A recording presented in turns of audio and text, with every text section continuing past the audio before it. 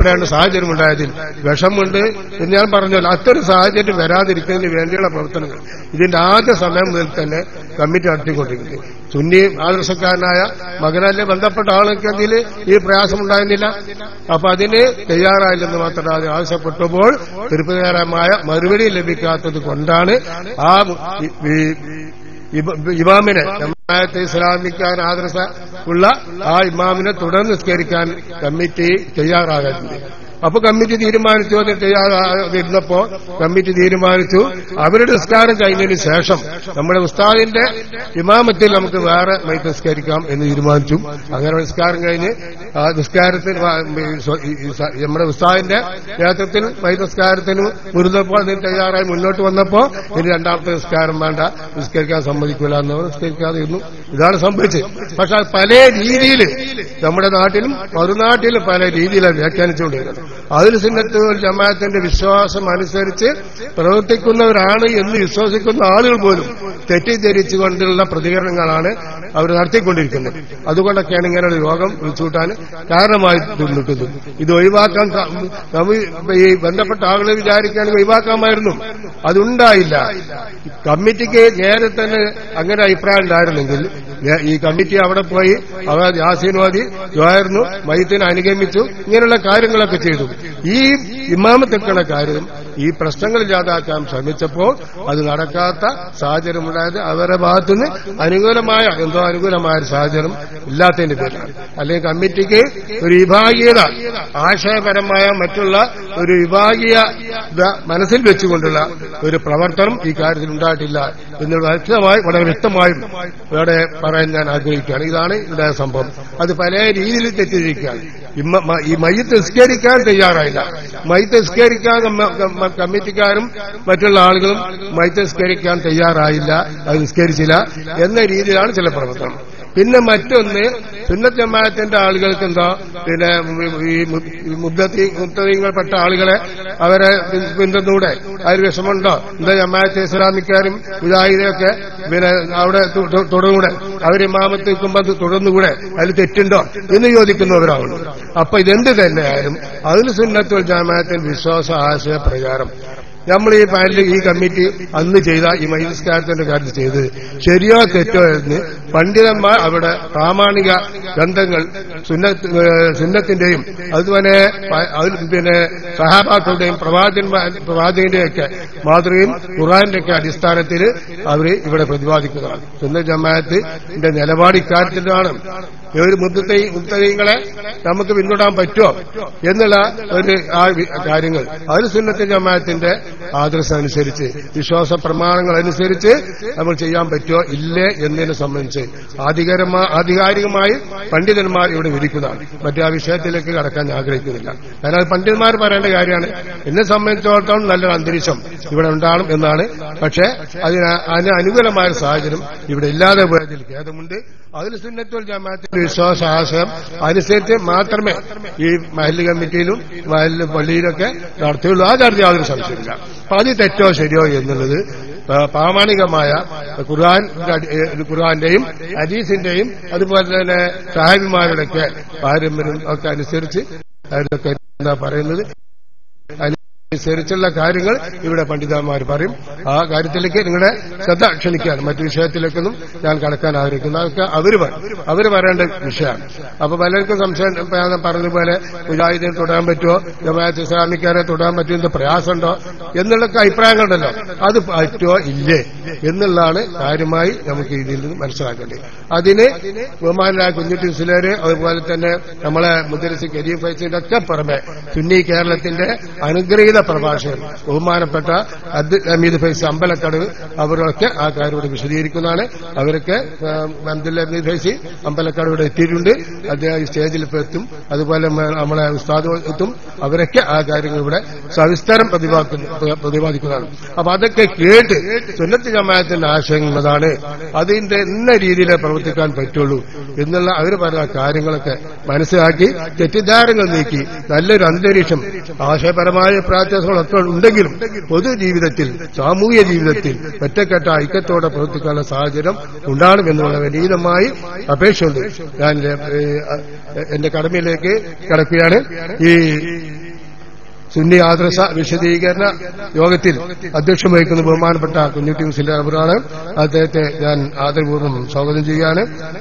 പിന്നീട് മുഖ്യ പ്രഭാഷകൻ സുന്നി കേരളത്തിന്റെ അഭിമാനമായ അനുഗ്രഹീത പ്രഭാഷകൻ ബഹുമാനപ്പെട്ട അബ്ദുൽ ഹമീദ് ഫൈസി അമ്പലക്കട് അവരുടെയും അദ്ദേഹത്തിന്റെ അസാന്നിധ്യത്തിൽ ഞാൻ സ്വാഗതം ചെയ്യുകയാണ്. അതുപോലെ തന്നെ നമ്മുടെ മുദ്ദരിസ് അബ്ദുൽ കരീം ഫൈസി അദ്ദേഹം ഇവിടെ എത്തിച്ചേരും. അദ്ദേഹത്തെയും വളരെ ആദരവോടുകൂടി ഞാൻ സ്വാഗതം ചെയ്തുകൊണ്ട് ഈ യോഗത്തെ അധ്യക്ഷം വഹിക്കുന്നതിന് വേണ്ടി ബഹുമാനപ്പെട്ട കുഞ്ഞുട്ടി മുസ്ലിയാർ അവരെ ബഹുമാനപരം ക്ഷണിച്ചുകൊണ്ട് നടത്തുന്നു. ദഅവാന അൽഹംദുലില്ലാഹി റബ്ബിൽ ആലമീൻ. അസ്സലാമു അലൈക്കും.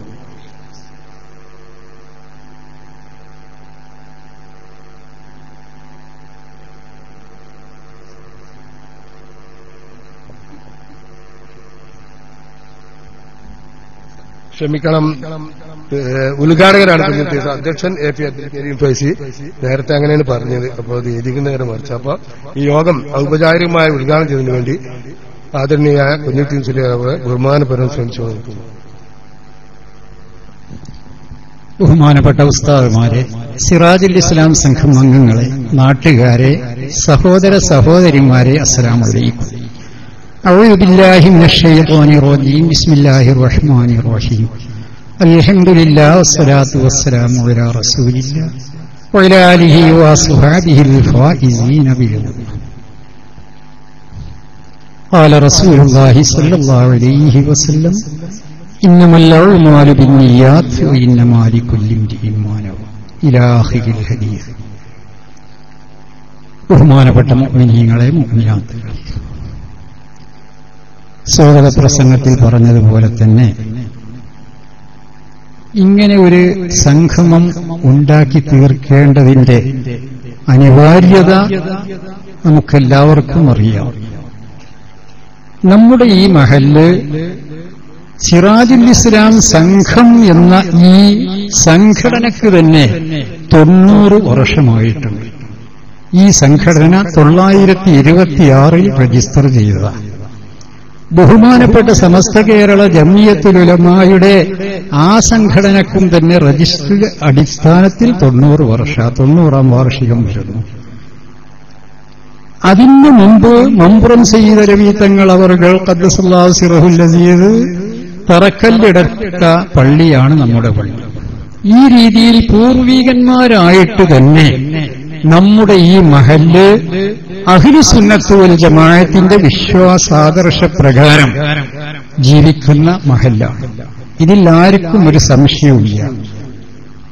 ബിദഈ പ്രസ്ഥാനം വന്നിട്ടുള്ളത് 954-ലാണ്. ഈ 954-ലാണ് വദായിൽ ഒരു ഖദീജ കുട്ടി ജുമുഅക്ക് ആദ്യമായി പോയത്. ഇതൊക്കെ അവരുടെ ചരിത്രത്തിൽ തന്നെ ഉള്ളതാണ്. ഈ രൂപത്തിൽ പുതിയ ഒരാശയം നമ്മുടെ മഹല്ലത്തിൽ ചുരുക്കം ചില ആളുകളെങ്കിലും കൊണ്ടുവന്നപ്പോൾ അതുവഴി തന്നെ മഹല്ല് ഈ വലിയൊരു ജുമുഅത്ത് പള്ളി 2-3 നിലയിലുള്ള ജുമുഅത്ത് പള്ളിക്ക് എതിരിൽ ഒരു ജുമുഅ പോലും സ്ഥാപിച്ചുകൊണ്ട് നമ്മുടെ ഈ മഹല്ലത്തിൽ അങ്ങനെ തുടർന്നുകൊണ്ടിരിക്കുകയാണെങ്കിൽ പോലും നമ്മളാരും മഹല്ലുകാരും തന്നെ അതിനോടൊന്നും തന്നെ യാതൊരുവിധ എതിർപ്പുകളും പ്രകടിപ്പിച്ചിട്ടില്ല. ഈ മഹല്ലത്തിൽ ഒരുപാട് സുന്നത്ത് ജമാഅത്തിന്റെ കാര്യങ്ങൾ നടക്കുന്നു. ഇതാ വലിയൊരു പള്ളി ദർസ്, അതുപോലെ തന്നെ മദ്രസ, അതുപോലെ തന്നെ നമ്മുടേതായ ജമാഅത്ത് ജുമുഅ ബാങ്ക് മറ്റു കാര്യങ്ങളൊക്കെയും വളരെ ഭംഗിയായി നടന്നുകൊണ്ടിരിക്കുകയാണ്. മാത്രമല്ല മറ്റു മഹല്ലിൽ ഇല്ലാത്ത പലതും നമ്മുടെ മഹല്ലിൽ സുന്നി ആശയപ്രകാരം നടന്നുകൊണ്ടിരിക്കുന്നു. ഏറ്റവും വലിയ ഉദാഹരണം, ഈയിടെ മരിച്ച സഹോദരി അടക്കം ഒരു മനുഷ്യൻ, ഒരു സഹോദരനോ സഹോദരിയോ ഈ മഹല്ലിൽ മരിച്ചു കഴിഞ്ഞാൽ അന്ന് മറവ് ചെയ്യപ്പെട്ട അന്ന് മുതൽ 3 ദിവസം നമ്മുടെ ഈ മഹല്ലിൽ ജുമുഅത്ത് പള്ളിയിൽ മഗ്‌രിബ് നിസ്കാരം കഴിഞ്ഞാൽ ആ മയ്യിത്തിന് വേണ്ടി എല്ലാവരും പൊറുക്കലിനെ തേടി ഒരു ദുആ നടത്തുന്നുണ്ട്. ഇതൊക്കെയും നമ്മൾ പങ്കെടുത്ത കാര്യങ്ങളാണ്. അതുപോലെ തന്നെ ജുമുഅക്ക് മുമ്പ് തന്നെ ലോക മുസ്ലിങ്ങൾ എവിടെ ഉണ്ടെങ്കിലും അവർക്കൊക്കെയും വേണ്ടി, മരിച്ചവർക്ക് വേണ്ടി ജുമുഅക്ക് മുമ്പ് മയ്യിത്ത് നിസ്കാരം നടത്തുന്നു. ജുമുഅക്ക് ശേഷം ഈ മഹല്ലിൽ മരിച്ച ഒരു വ്യക്തിക്ക് വേണ്ടി ദിക്ർ നടത്തുന്നു. ഇത് ഒരാളും പറഞ്ഞിട്ടല്ല, സ്വന്തം മഹല്ല് കമ്മിറ്റിയുടെ തീരുമാനപ്രകാരം മഹല്ലിൽ നടക്കുന്ന കാര്യങ്ങളാണ്. ഇവിടെ ആർക്കും തന്നെ യാതൊരുവിധ പ്രശ്നങ്ങളും മയ്യിത്ത് പരിപാലനത്തിനോ അതല്ലെങ്കിൽ മറവ് ചെയ്യപ്പെടുന്നതിനോ തുടർന്നുള്ള പ്രവർത്തനങ്ങളിലോ ഇന്നേ വരെ ഉണ്ടായിട്ടില്ല. ഒരാൾക്കും തെളിയിക്കാനും പറയാനും സാധ്യവുമല്ല. ഈയിടെപ്പോ ഈ 4 ദിവസം മുമ്പ് ഒരു പ്രശ്നമുണ്ടായത് സ്വാഗത പ്രസംഗത്തിൽ സൂചിപ്പിച്ചു. ഇത് രാജ്യത്തുള്ള മഹല്ലുകാരുടെ ഹൃദയത്തിലേക്ക് ആഴത്തിൽ വേരൂന്നേണ്ടതായൊരു വിഷയമാണ്. അതുകൊണ്ടാണ് ഇങ്ങനെ ഒരു യോഗം സംഘടിപ്പിച്ചത്. ഈ സഹോദരി മരിച്ചപ്പോൾ സഹോദരിക്ക് അല്ലാഹു അവരുടെ ദോഷങ്ങൾ പുറത്തു കൊടുക്കട്ടെ. ആ സഹോദരിയും നാം എല്ലാവരെയും അല്ലാഹു അവന്റെ ജന്നാത്തുൻ നഈമിൽ ഒരുമിച്ച് കൂട്ടട്ടെ. ഞങ്ങളെല്ലാവരും കൂടി ഈ വിഷയത്തിൽ ചർച്ച ചെയ്തതാണ്. കാരണം ഇത് തന്നെ, മുജാഹിദ് ജമാഅത്ത് പോലെയുള്ള ബിദഈ പ്രസ്ഥാനക്കാരായ ആര് തന്നെ ഇമാമ് നിൽക്കുകയാണെങ്കിലും സുന്നത്ത് ജമാഅത്തിന്റെ ആളുകൾ അതിന്റെ പിന്നിൽ തുടരൂല. ഇനിയും തുടരാൻ ഉദ്ദേശവുമില്ല. ഇത് തന്നെയാണ് ഇനി ഭാവിയിലും തീരുമാനം. ആരും സംശയിക്കേണ്ട, ഈ ഒരു വിഷയത്തിൽ ഇങ്ങനെ പറഞ്ഞു പോവുകയല്ല. ഇനിയും സൂറിലൂതുന്നത് വരെയും ഈ മഹല്ല് സുന്നത്ത് ജമാഅത്തിന്റെ മഹല്ലായി നിലനിൽക്കാൻ വേണ്ടത് ചെയ്യും. അത് തന്നെയാണ് ഇനിയും തീരുമാനം. ഒരു മുജാഹിദോ ജമാഅത്തോ മറ്റ് ബിദഈ പ്രസ്ഥാനമോ അതുമായി ബന്ധപ്പെട്ട ഒരു വ്യക്തി മുന്നിൽ നിന്നാൽ അവരുടെ പിന്നിൽ മഅ്മൂമീങ്ങളായി തുടരൂല. കാരണം ശാഫിഈ മദ്ഹബിന്റെ ബലപ്പെട്ട അഭിപ്രായത്തിൽ ഫാസിഖ്, തോന്നിയാസി അല്ലെങ്കിൽ ദോഷി എന്നൊക്കെ അർത്ഥം വെക്കാം, അല്ലെങ്കിൽ മുബ്തദി, ബിദഈ പ്രസ്ഥാനക്കാരായ മുജാഹിദ് ജമാഅത്ത് മുതലായവരും മുന്നിൽ നിൽക്കുന്നുണ്ടെങ്കിൽ അവരുടെ പിന്നിൽ തുടരാൻ പാടില്ല എന്നാണ് ശാഫിഈ മദ്ഹബ്. അത് പഠിച്ചു വളർന്നവരാണ് നമ്മുടെ മഹല്ലിലുള്ള ആളുകൾ. മാത്രമല്ല ജമാഅത്തിന്റെ കൂലി കിട്ടൂല. മാത്രമല്ല സ്വന്തം നിസ്കരിക്കലാണ് അവിടെ ഏറ്റവും നല്ലത് എന്നുപോലും ഫത്ഹുൽ മുഈൻ പോലെയുള്ള ചെറിയ കിതാബുകളിൽ, ചെറുതല്ല വലിയ കിതാബാണത്, അതിന്റെ മീതെയുള്ള കിതാബുകളിലൊക്കെ ഉണ്ട്. ആ തീരുമാനം അനുസരിച്ച് ഞങ്ങൾ ഈ വിഷയം ചർച്ച ചെയ്തു. ഇനി എന്ത് ചെയ്യണം? ഇതിൽ നിസ്കരിക്കൽ അവരായിരിക്കും. അത്തരക്കാരാണെങ്കിൽ എന്ത് ചെയ്യണം? ഉറപ്പൊന്നുമില്ല. ആണെങ്കിൽ എന്ത് ചെയ്യണം? അപ്പൊ ഞങ്ങൾ തീരുമാനിച്ചു, അവരിൽ സുന്നത്ത് ജമാഅത്തുമായി ബന്ധപ്പെട്ടൊരു മകനുണ്ട്, ആ മകൻ നിൽക്കട്ടെ, ആ വിവരം കൊടുക്കണം. അങ്ങനെ കൊടുത്തു. അദ്ദേഹം അത് പറ്റൂല എന്ന് പറഞ്ഞു. എന്നാൽ അവിടെ വെച്ച് സ്വന്തം ഉമ്മയാണെങ്കിലും ആ ഉമ്മയുടെ പേരിൽ നിസ്കരിക്കുന്ന അവിടെ വെച്ച് കഴിച്ചിട്ട് പള്ളിയിലേക്ക് കൊണ്ടുവന്നിട്ട് നാട്ടുകാർ മുഴുവനും നിസ്കരിക്കട്ടെ ബന്ധപ്പെട്ടവര് എന്ന തീരുമാനം, അതും നടക്കൂല എന്ന് പറഞ്ഞു. എന്നാൽ കുടുംബത്തിൽ ആരെങ്കിലും ഒരു നല്ല മനുഷ്യൻ, ആരെങ്കിലും നല്ലവര് ആ കുടുംബത്തിലുണ്ടെങ്കിൽ അവർ ആ കാര്യം നിർവഹിച്ച് ഒരു മസ്ലഹത്ത് എന്ന ഒരു ഭാഗം ഏത് കാര്യങ്ങളിലുമുണ്ട്. അങ്ങനെയൊക്കെ നമ്മുടെ നാടിന്റെ ആ വിഷയത്തിൽ ഐക്യം കാത്തു സൂക്ഷിച്ചുകൊണ്ട് നമ്മൾക്ക് ഈ കാര്യം മുന്നോട്ട് കൊണ്ടുപോകണം. ഇത് മൂന്നും ധിക്കരിച്ചുകൊണ്ട് ആര് വന്നാലും വേണ്ടില്ല, വന്നില്ലെങ്കിലും വേണ്ടില്ല, ഞങ്ങളുടെ ഉമ്മാക്ക് ഞങ്ങളിൽപ്പെട്ട ഒരു ജമാഅത്തുകാരൻ തന്നെ നിസ്കരിക്കും, അതിന് തുടരുന്നവർ തുടർന്നാൽ മതിയെന്ന് പരസ്യമായി പറഞ്ഞപ്പോ ഞങ്ങൾ അവസാനം 4ാമത്തെ തീരുമാനമെടുത്തത്, എന്നാൽ പിന്നെ അവർ വന്നിട്ട് മയ്യിത്ത് നിസ്കാരം നടത്തിക്കോട്ടെ, ശേഷം നമ്മൾ നിസ്കരിക്കുക, ഒളു എടുത്ത് തയ്യാറായിരിക്കുക. ഇതിന്റെ യഥാർത്ഥാണ് ഈ പറയുന്നത്. ഒരക്ഷരം ഇതിലധികമില്ല. നമ്മളെല്ലാം ഒളു എടുത്ത് നിസ്കരിക്കാൻ തയ്യാറായിരിക്കുക. അവര് നിസ്കാരം കഴിഞ്ഞ ഉടനെ തന്നെ നമ്മളാണ് നിസ്കരിക്കുക. 2 വട്ടം 3 വട്ടം 10 വട്ടം 17 വട്ടം ഒക്കെ നിസ്കരിക്കുക. മയ്യിത്ത് നിസ്കാരത്തിന് അങ്ങനെ ഒരു പ്രശ്നമില്ല. ഈ തീരുമാനം അവസാനത്തെ 4ാമത്തെ. അങ്ങനെയൊക്കെയായിരുന്നു ഞങ്ങൾ ഈ വിഷയത്തിൽ ബന്ധപ്പെട്ടത്. അങ്ങനെ അവരെല്ലാം വന്നു. നമ്മ അവിടെ പരസ്യമായിട്ട് പറഞ്ഞിട്ടില്ല ഇന്ന ആളാണ് നിസ്കരിക്കുന്നത് എന്ന്. പറഞ്ഞു പോയിരുന്നെങ്കിൽ 3/4 ആളുകളും അതിലുണ്ടാകൂല.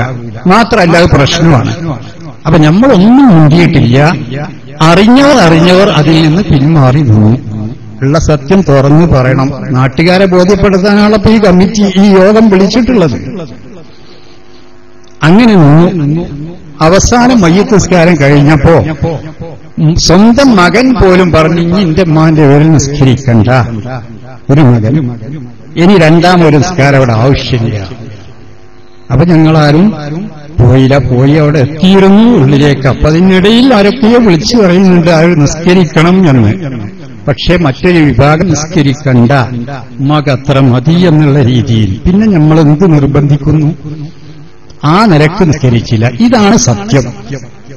അത് നാട്ടിലും മഹല്ലിലും പരിസരങ്ങളിലും ചിലരെങ്കിലും ഹൃദയത്തിലേക്ക് ധരിപ്പിച്ചിട്ടുള്ളത് പള്ളിയിലെ ഉസ്താദും കമ്മിറ്റിക്കാരും ബന്ധപ്പെട്ടവരും നിസ്കരിച്ചില്ല ഞങ്ങളെ ഉമ്മാക്ക്.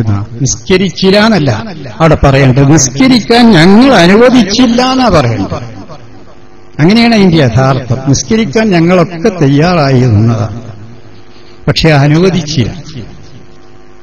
അവിടെ ഞങ്ങൾ മരിച്ച ഉടൻ പോയിരുന്നു. മയ്യത്തെടുക്കുന്ന സമയത്തിന് മുമ്പായി ചെന്ന് യാസീനോദി ദുആ ചെയ്ത് മയ്യത്ത് പരിപാലനത്തിന് പള്ളിയിലേക്ക് കൊണ്ടുവന്നു നിസ്കാരത്തിന്.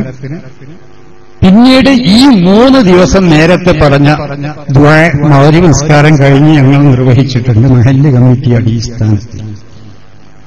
അവിടെ മോലിയരെ നിസ്കരിച്ചില്ല എന്ന് പറയരുത്. കാരണം മോലിയരെ ഞങ്ങൾ കമ്മിറ്റി അംഗങ്ങളാണ്, നിങ്ങളതിൽ ഈ രൂപത്തിൽ നമ്മൾക്ക് സഹകരിക്കാൻ പറ്റൂല. സുന്നത്ത് ജമാഅത്തിന്റെ ആശയാദർശത്തിൽ ആ ആദർശം വിട്ടിട്ടുള്ള കളി ഈ മഹല്ലിലില്ല. 800-ൽ പരം വീടുകളുള്ള ഈ സുന്നത്ത് ജമാഅത്തിന്റെ ആശയത്തിൽ അടിയുറച്ച 800-ൽ പരം വീടുകളുള്ള ഈ സ്ഥലത്ത് ഇതിനെതിരിൽ ഒരു പ്രതിഷേധമായിട്ട് ഒരു ഹർജി തന്നത് 26 ആളാണ്. ഉള്ളത് തുറന്നു പറയാണ്, ഉറപ്പൊന്നും വിചാരിക്കരുത്. അത് ചാപ്പനങ്ങാടിയുടെ പല ഭാഗത്തുനിന്ന്, കൂരിയാട്ടിൽ നിന്ന് 2-3 കൂരിയാട് റോഡിന്റെ ഭാഗത്തുനിന്നുണ്ട്. അങ്ങനെ മഹല്ലിലെ മുഴുവൻ പെറുക്കിയിട്ട് 26 ആളാണ്. 800-ൽ പരം വീടുകളുള്ള സുന്നി ആശയത്തിൽ അടിയുറച്ച വീടുകളുള്ള ഈ മഹല്ലത്തിൽ ഒപ്പധികാരം 26 ആളുകളാണ് അതിലിട്ടിട്ടുള്ളത്. അഡ്രസ് ഉള്ളവരുമുണ്ട്, ഇല്ലാത്തവരുമുണ്ട്.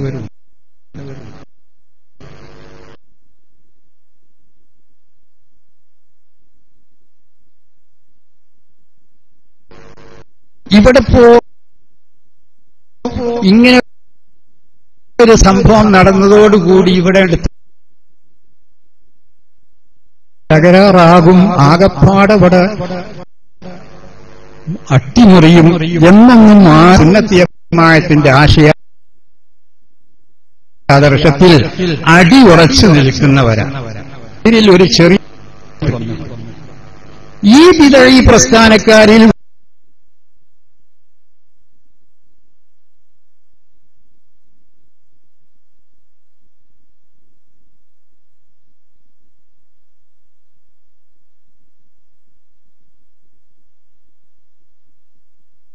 ഒരു വഖത്തെങ്കിലും ഇവരാരെങ്കിലും ഈ ഇമാമിനെ തുടർന്നിട്ടുണ്ട്. ഒരു വഖത്ത് ഇത്ര വലിയൊരു പ്രതിഷേധം ഒരു വഖത്തിന് 5 നേരത്തെ നിസ്കാരത്തിൽ ഒരു വഖത്താരെങ്കിലും പിന്നിൽ വന്ന് തുടർന്നു. അത്രയും അലർജിയാണ് സുന്നത്ത് ജമാഅത്തിനോട് എന്നല്ലേ അതിന്റെ അർത്ഥം ഈ മഹല്ല് ജുമുഅത്ത് പള്ളിയിൽ. അപ്പൊ ഈ രൂപത്തില് സുന്നത്ത് ജമാഅത്തിനെ ഇത്രയും അലർജിയായി കാണുന്ന ഈ ആളുകളുടെ പിന്നിൽ മയ്യിത്ത് നിസ്കാരത്തിനായാലും മറ്റു നിസ്കാരത്തിനും ശറഇന്റെ അടിസ്ഥാനത്തിൽ തുടരാൻ പാടില്ല. അങ്ങനെ തുടർന്ന ജമാഅത്തിന്റെ കൂലി നഷ്ടപ്പെടും. കറാഹത്ത്, ജമാഅത്തിന്റെ പേരിലുള്ള കറാഹത്തിനൊക്കെ ജമാഅത്തിന്റെ കൂലി നഷ്ടപ്പെടുന്നു.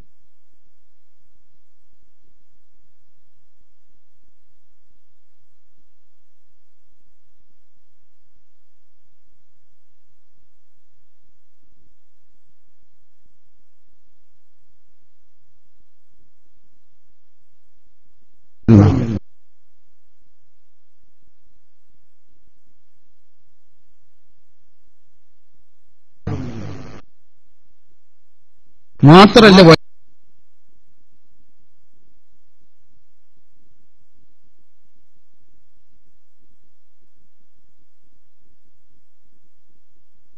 ഒറ്റയ്ക്ക് നിസ്കരിക്കലാണ് അവിടെ നല്ലത് എന്ന് പോലും വീണറിയുള്ളൂ. മഹാനായ തങ്ങൾ അദ്ദേഹത്തിന്റെ ജ്യേഷ്ഠൻ ഇവിടെ ഓതി പഠിച്ചവരാണ്. ബഹുമാനപ്പെട്ട ബാപ്പു മുസ്ലിയാർ നവ്വറല്ലാഹു മറാഖിബഹും അവരൊക്കെ ഈ പള്ളിയിൽ ഓതി പഠിച്ചതാണ്. അന്നും ഇന്നും എന്നും ഒരു ജമാഅത്തിലെങ്കിലും ഒരു ഇമാമ് മുജാഹിദായിട്ടോ മൗദൂദി അല്ലെങ്കിൽ ജമാഅത്തെ ഇസ്ലാമിയായിട്ടോ ഉണ്ടായിട്ടില്ല, ഉണ്ടാകൂല്ല. പിന്നെ എങ്ങനെ ഇതിങ്ങനെ കുത്തിയിടാൻ പറ്റും? ഈ മഹലിൽ അത് മുളക്കൂല, ആരും കരുതണ്ട. ഇപ്പൊ അതിന് സാധ്യമല്ല. ആരെങ്കിലും 10-25 ആളുകൾ ഒപ്പ് ശേഖരിച്ചു എന്തെങ്കിലും വെച്ചാൽ ഞാൻ ഒപ്പ് ശേഖരണത്തിന്റെ വർത്താനം പറയുന്നത് ഇനി നാളെ പിറ്റേന്ന് ആരെങ്കിലും അന്നൊരു സെക്രട്ടറിക്ക് ഒരു ഒപ്പ് ശേഖരിച്ചൊരു ഹരജി കൊടുത്തിരുന്നല്ലോ, തീരുമാനമായില്ല എന്ന് പറയരുത്. ഈ യോഗത്തിൽ തന്നെ ലയിച്ചു പോവുകയാണ് മറുപടി. അതിനുവേണ്ടി പറഞ്ഞതാ. മർഹബൻ ബിൽ ഖൗലി സാബിത്ത്.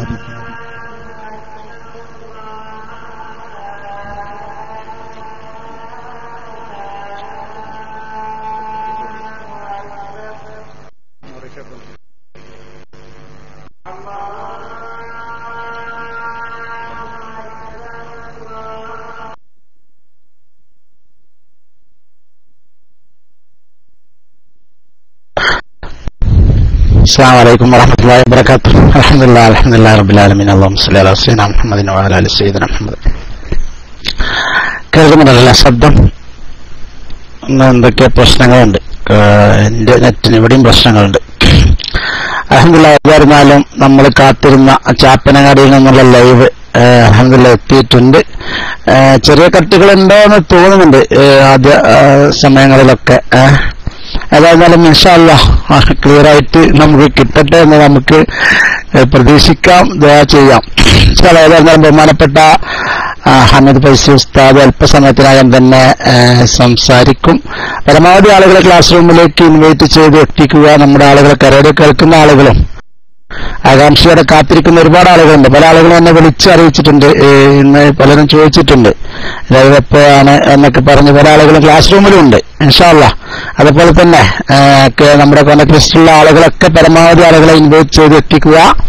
മഹല്ലിലുണ്ടായ ഒരു ചെറിയ പ്രശ്നത്തെ കുറിച്ചാണ് ഇപ്പോൾ ഇവിടെ സംസാരിച്ചു കൊണ്ടിരിക്കുന്നത്.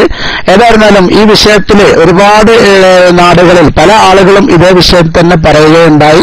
അപ്പോൾ അത്തരം ആളുകൾക്കൊക്കെ ഇതൊരു പാഠമായിട്ട് പരിഹരിക്കാൻ കഴിയുന്ന ഒരുപാട് വിഷയങ്ങളാണ്. പരമാവധി ആളുകൾ ഇത് കേൾക്കാൻ ശ്രമിക്കുക. ഇൻഷാ അല്ലാഹ് അല്പസമയത്തിനകം തന്നെ ബഹുമാനപ്പെട്ട അബ്ദുൽ ഹമീദ് ഫൈസി ഇത് സംബന്ധിച്ച് കൂടുതൽ വിശദമായിട്ട് സംസാരിക്കും. ഐക്കണുകൾ ഉപയോഗിക്കാൻ പാടില്ല, പൂവുകൾ മാത്രം. അപ്പൊ അൽഹംദുലില്ലാഹ്. ഏതായിരുന്നാലും അവിടെ ഇശാ ബാങ്ക് കൊടുത്തുകൊണ്ടിരിക്കുകയാണ്. ഇൻഷാ അല്ലാഹ് എത്രയും പെട്ടെന്ന് തന്നെ യൂനുസ് ഫൈസി ഉസ്താദ് എത്തും. ബാങ്ക് കൊടുത്തു കഴിഞ്ഞാൽ ഉടൻ കട്ടില്ല എന്ന് അറിയിക്കുന്നുണ്ട്. അപ്പൊ എനിക്കാണ് പ്രശ്നം. ബഹുമാനപ്പെട്ട യൂനുസ് ഫൈസി ഉസ്താദ് ലൈവിന് വേണ്ടി അവിടെ ഓടിയെത്തി. അൽഹംദുലില്ലാഹ് നമുക്ക് വളരെ ക്ലിയറോട് കൂടി, ക്യാമ ഇല്ലെങ്കിൽ കുഴപ്പമില്ല, നമുക്ക് ശബ്ദം ക്ലിയർ ആയിട്ട് കിട്ടിയാൽ മതി. അൽഹംദുലില്ലാഹ്. ഏതായിരുന്നാലും ക്യാമും ഉണ്ട്, ഇൻഷാ അല്ലാഹ് അതും വരും. അപ്പൊ നമുക്ക് 3G 4G 2G എന്നൊക്കെ പറഞ്ഞ് നമ്മൾ ക്ലിയറോട് കൂടി ശബ്ദം കിട്ടുകയാണ് മെയിനായിട്ട് ആവശ്യം. ഏതായിരുന്നാലും അൽഹംദുലില്ലാഹ് നമുക്ക് കിട്ടിക്കൊണ്ടിരിക്കുന്നുണ്ട്. റെഡിയായാലുടൻ ബാങ്ക് കൊടുത്തു കഴിഞ്ഞാലുടൻ ബഹുമാനപ്പെട്ട റിസൈൻ ചെയ്യണം. ശബ്ദം കേൾക്കുന്നുണ്ടാവും. ചായ കിട്ടിയിട്ടില്ല എന്നാണ് അറിയിച്ചിട്ടുള്ളത്. ചായ കിട്ടിക്കോ ഇൻഷാ അല്ലാഹ്. ഏതായാലും മൈക്ക് റിലീസ്. അസ്സലാമു അലൈക്കും വറഹ്മത്തുള്ളാഹി. അവസാനിപ്പിക്കുകയാണ്. ഈ പ്രശ്നം വിദേശ രാഷ്ട്രങ്ങളിലുള്ള നമ്മുടെ സുഹൃത്തുക്കളൊക്കെയും കിംവദന്തി അല്ലെങ്കിൽ തെറ്റിദ്ധാരണ പരത്താൻ വേണ്ടി കള്ളം പറഞ്ഞുകൊണ്ട് ായ അതായത് പള്ളിയിലെ ഇമാമും അതുപോലെ മഹല്ല് കമ്മിറ്റിയും മറ്റൊന്നും നിസ്കരിച്ചില്ല എന്ന രീതിയിൽ അവരൊക്കെ മനസ്സിലാക്കിയതുകൊണ്ടാണ് ഈ രൂപത്തിൽ ഈ വിഷയം അവതരിപ്പിക്കുക.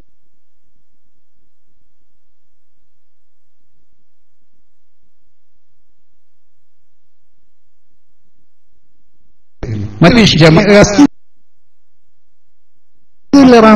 പള്ളിയിലും മസ്ജിദുൻ നബവിയിലും പോയിട്ട് അവിടൊക്കെ ജമാഅത്തും മുജാഹിദിന്റെ പിന്നിലല്ലേ തുടരുന്നത്? അത് അതിലല്ല ഇമാം. ഒരു കമ്മിറ്റി, ഒരു സംഘമുണ്ട്, 11 ആളാണ് മസ്ജിദുൽ ഹറാം പള്ളിയിൽ ഇമാമിങ്ങൾ 11 ആള്. അനുഭവം പറയാണ്, 4 മാസം ഒന്നിച്ച പള്ളിയിൽ അള്ളാഹുവിന്റെ തൗഫീഖ് കൊണ്ട് ഒരിക്കൽ പോയപ്പോൾ താമസിക്കാൻ കഴിഞ്ഞതുകൊണ്ട് പഠിച്ചതാ. 11 ആളുണ്ട്. അതിലെ ലീഡർ അബ്ദുൾ റഹ്മാൻ സുദൈഷി, സുദയുടെ പദവിയ. നിങ്ങളൊന്നും മുജിദല്ല, ജമാഅത്തെ ഇസ്ലാമിയല്ല, അല്ലെങ്കിൽ മറ്റ് വിദഈ പ്രസ്ഥാനത്തിലൂടെയല്ല. അവിടെ ഉള്ളത് മറ്റ് എല്ലാ മദ്ഹബുകളെയും ക്രോഡീകരിച്ചുകൊണ്ടുള്ള ഒരു പ്രത്യേക ഇമാമത്ത്. അതെന്തിന്? അവിടുത്തെ ജനങ്ങളും അവിടെ എത്തിച്ചേരുന്നവരും അവിടുത്തെ സന്ദർഭവും ആ രീതിയിലായതുകൊണ്ട്. അല്ലെങ്കിൽ അവിടെ 20 റക്അത്തല്ലേ തറാവീഹ് നിസ്കരിക്കുന്നത്. ഇവരാരെങ്കിലും ജീവിതത്തിൽ 8 റക്അത്തിലേറെ നിസ്കരിച്ചിട്ടുണ്ടോ? നിസ്കരിക്കുന്ന പോലെ തന്നെ 20 റക്അത്ത് നിസ്കരിക്കാത്ത വല്ല നോമ്പുകാലവും മസ്ജിദുൽ ഹറാമിലോ നബവിയിലോ ഉണ്ടായിട്ടുണ്ടോ?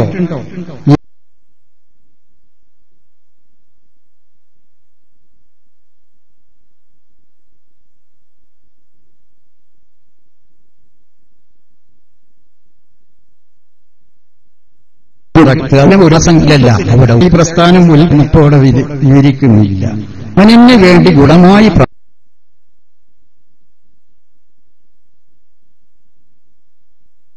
പ്രാർത്ഥിച്ചു. നജിദ് വേണം എന്ന് പറഞ്ഞപ്പോ നജിദിൽ അവിടെ നിന്നാണ് ഷെയ്ത്താന്റെ 2 കൊമ്പ് പുറപ്പെടൽ എന്ന് പറഞ്ഞ കൊമ്പുള്ള 2 ഷെയ്ത്താൻ പുറപ്പെടുക എന്നല്ല. അവിടുത്തെ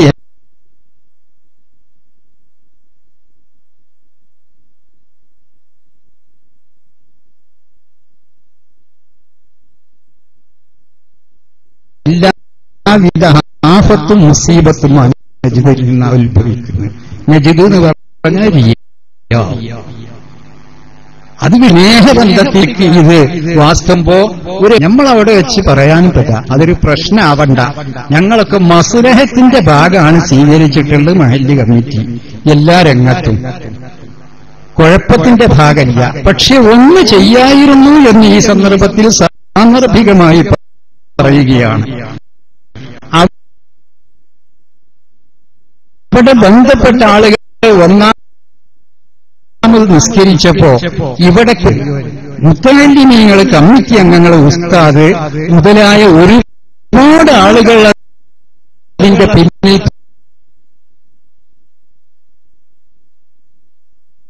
തുടരാൻ വേണ്ടി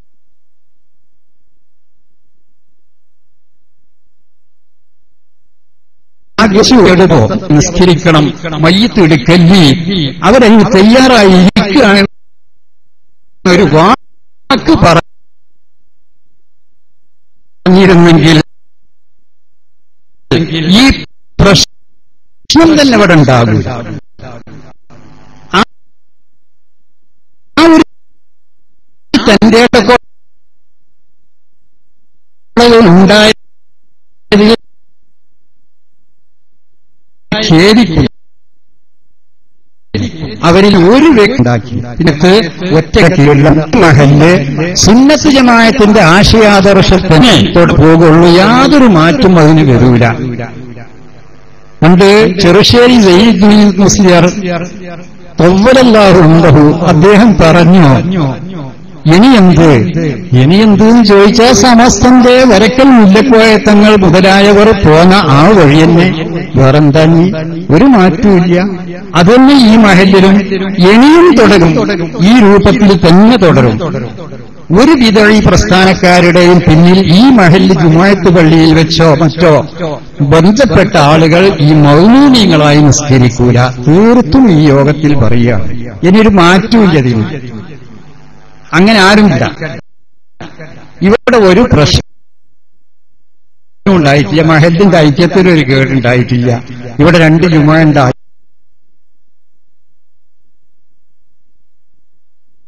ഇപ്പോൾ ഇതിനെതിരെ ഇവിടെ ഈ പൊരിപാറുന്ന ഈ പാറപ്പുറത്ത് ഒരു നേരമെങ്കിലും എത്ര മരിച്ചാലും ഖബറ് കിട്ടാതിരുന്നിട്ടുണ്ട്. ഇന്നും 25ഓളം ഖബറ് 50,000-ഓളം ഉറുപ്പിക അവിടെ മുടക്കിയിട്ടേക്കുക മഹല്ലിന് വേണ്ടിയാണ്. അതുപോലെ അവിടെ തെൽക്കീൻ ചെല്ലുന്നിടത്തോ വിക്ർ ചെല്ലുന്നിടത്തോ അതല്ലെങ്കിൽ ദുആ ചെയ്യുന്നിടത്തോ ഇവിടെ 3 ദിവസം മഗ്‌രിബിന്റെ ശേഷം ദുആ ചെയ്യുന്നതിലോ അതല്ലെങ്കിൽ വെള്ളിയാഴ്ച ജുമുഅയ്ക്ക് ശേഷം വിക്ർ ഈ മരിച്ച മയ്യിത്തിന് വേണ്ടി ചെയ്യുന്നതിലോ അല്ലെങ്കിൽ ഇവിടത്തെ ജമാഅത്തിനോ ജുമുഅക്കോ മദ്രസിനോ പള്ളിക്കോ മറ്റു കാര്യങ്ങളിലോ ബാങ്കിലോ ഇഖാമത്തിലോ ഒരൊറ്റ നേരമെങ്കിലും ഈ വിഷയം ആരൊക്കെയോ ചെയ്യും. അത് ബദലായിട്ട് ചെയ്തിട്ടുണ്ടാവും. പക്ഷെ കാര്യം മുടങ്ങിയിട്ടുണ്ടോ? അവിടെയാണ് ഈ മഹല്ലിന്റെ കെട്ടുറപ്പ്. ഏതെങ്കിലും എന്തെങ്കിലും സംഭവിക്കുമ്പോഴേക്ക് ആകെ പൊട്ടിപ്പൊളിഞ്ഞ് തകരാറാവുന്ന ആരും വിചാരിക്കണ്ട. ആ രൂപത്തിൽ നമ്മുടെ മഹല്ല് കെട്ടുറപ്പോടുകൂടി തുടർന്നു പോകും. അതിനെതിരിൽ ആരെന്ത് ചെയ്തിട്ടും കാര്യമില്ല. ഈ വിവരം ബന്ധപ്പെട്ടവരെ അറിയിച്ചുകൊണ്ട് നമ്മുടെ ഈ നല്ല ഉദ്ദേശം ഇതൊരു തെറ്റിദ്ധാരണ നീക്കലും കൂടിയാണ്. മഹല്ലിലെ ഓരോ സഹോദരിമാർക്കും ചിലപ്പുണ്ടാവും. അതുകൊണ്ടാണ് സ്ത്രീകളും പങ്കെടുക്കണമെന്ന് പറഞ്ഞത്. കാരണം ഈ മരിച്ച കുടുംബത്തിന്റെ ഉമ്മമാർക്കോ അല്ലെങ്കിൽ മറ്റുള്ളവർക്കോ ഞങ്ങളുടെ ഉമ്മാക്ക് വേണ്ടി ചെയ്യില്ല, പള്ളിയിൽ മയ്യിത്ത് നിസ്കരിച്ചില്ല എന്നാണ് പറയുന്നത്. ഇതൊക്കെ നമ്മൾ മനസ്സിലാക്കേണ്ടതാണ്. അങ്ങനെയില്ല. ഒറ്റക്കെട്ടായി നീങ്ങുകയാണെങ്കിൽ ഇതാ ഈ ആട്ടിയൂരി കോട്ടക്കല്ലാട്ടിയൂരി മയ്യിത്ത് കൊണ്ടുവരുമ്പോൾ അതവിടെ പള്ളി അവിടെ പൂട്ടിയിടുകയാണ് ചെയ്യുന്നത്. കാരണം അവിടെ സ്ട്രോങ് ആയിട്ട് അവിടെ കമ്മിറ്റിയുടെ ആ തീരുമാനമേ നടക്കുള്ളൂ. എല്ലായിടത്തും അത് തന്നെയാണ്. ഒരു മഹല്ല് ജമാഅത്തിന്റെ തീരുമാനം എന്താണോ ഗവൺമെന്റ് തലത്തിൽ പോലും അതേ നടക്കുള്ളൂ. ഏത് മഹല്ലിലും അത് ശറഇലും അങ്ങനെ തന്നെയാണ്. സുന്നത്ത് ജമാഅത്തിന്റെ ആശയാദർശത്തിൽ മാത്രം. അതുകൊണ്ടാണ് ഒരു മഹല്ലും കേരളത്തില് 10,000-കണക്കിന് മഹല്ലുകൾ ഉണ്ടായിട്ട് ഒരു മഹല്ല് പോലും സ്വതന്ത്രമായിട്ട് ആർക്കും കിട്ടാതിരിക്കുന്നതിന്റെ എതിരില്ല. അതൊക്കെ സുന്നത്ത് ജമാഅത്തിന്റെ അടിസ്ഥാനത്തിലാണ്. ഇത് ഇവിടുന്ന് ഇന്നും ഇന്നലെയും ഉണ്ടായതല്ല.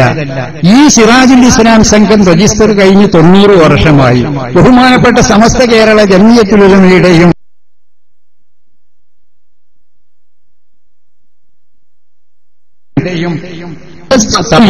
അസ്ഹാബിമാർ പ്രവാചകർ സല്ലല്ലാഹു അലൈഹി വസല്ലം തങ്ങൾ മുതൽക്ക് മാ അന അലൈഹി വഅസ്ഹാബി ഞാനും എന്റെ അനുയായികളും നടന്ന പാത, അതിനിടയിലുള്ള പുള്ളറോടൊന്നും ശരിയല്ല.